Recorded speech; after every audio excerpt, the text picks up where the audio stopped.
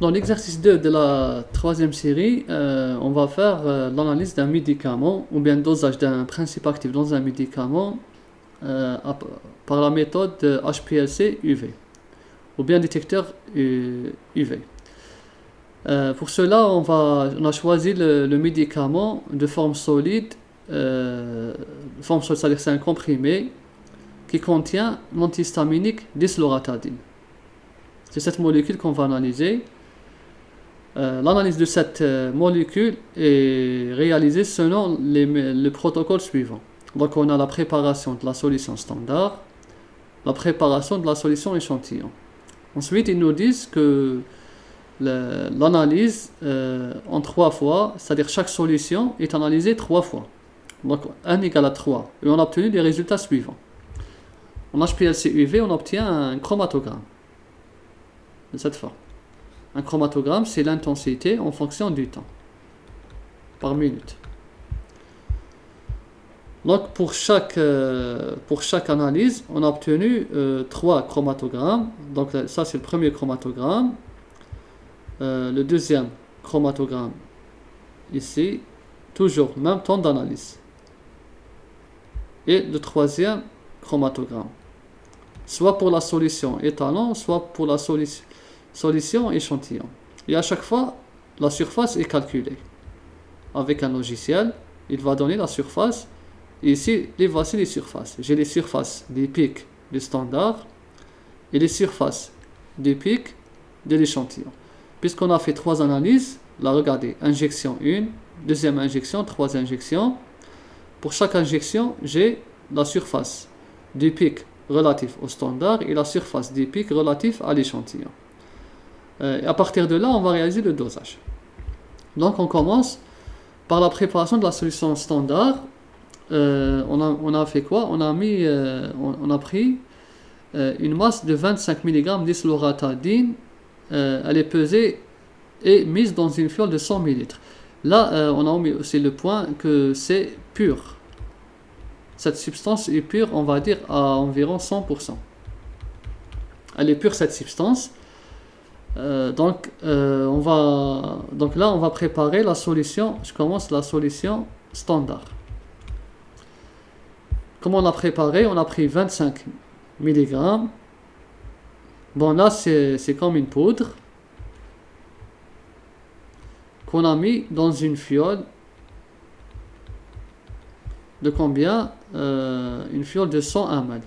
100 ml. La voici. Ensuite, bien sûr, on a dilué avec un solvant au trait de jauge. Bulle dissoute avec un solvant et dilué au trait de jauge. Un volume de 4 ml est prélevé de cette solution et mis dans une seconde fiole de 50 ml. Donc là, j'ai pris 4 ml de cette solution. On va dire que c'est la solution mère. Et on l'a mis dans une seconde fiole. Cette seconde fiole, elle a un volume de 50 ml. Là, c'est la concentration primaire ou bien la concentration mère. Et là, j'ai la concentration du standard. Ensuite, à partir de ce standard, j'ai réalisé 3 injections. Injection 1, injection 2 et injection 3. Pour chaque injection, j'ai obtenu une surface. R1, l'R2 et l'R3. Les voici sur le tableau. Là, c'est le standard. J'ai obtenu ces 3 surfaces. Ensuite, qu'est-ce que je vais faire? Je vais... ça, c'est pour tout à l'heure. On peut le dire maintenant. Je vais calculer l'R moyen. L'R moyenne des 3 standards, qui est égal à sigma AI sur 3. On va voir pourquoi. Maintenant, on a fait la préparation de la solution standard de cette façon. Et on a aussi préparé la solution échantillon. Là, voici la solution échantillon. Mais là, c'est différent. La solution échantillon, on a pris 20 comprimés qu'on a pesés séparément. Donc avant de commencer par la fiole, on a pris 20 comprimés. Comprimé 1 que j'ai pesé, j'ai une masse 1. Comprimé 2, j'ai une masse 2. Comprimé 3, j'ai pesé, j'ai trouvé masse 3. Jusqu'à comprimé 20. Et j'ai un 20. Qu'est-ce que j'ai fait ensuite? J'ai pris la masse moyenne, je vais appeler le poids moyen, qui est égal à sigma mi sur 20. Et on a trouvé 0,105 grammes. La voici. Donc 20, plutôt ici, 20 comprimés sont pesés séparément, puis broyés. L'équivalent du poids moyen que j'ai trouvé, 0,105 grammes, est mis dans une fiole de 50 ml, puis dilué au volume. Donc ce poids, là c'est le poids moyen des 20 comprimés. C'est une poudre, comme ça. C'est-à-dire après avoir pris les 20 comprimés, là il y a 20 comprimés, j'ai utilisé un mortier en céramique pour faire le broyage. J'ai broyé les 20 comprimés, j'ai obtenu une poudre. Ça c'est une poudre. De cette poudre, je vais prendre exactement 0,105 grammes.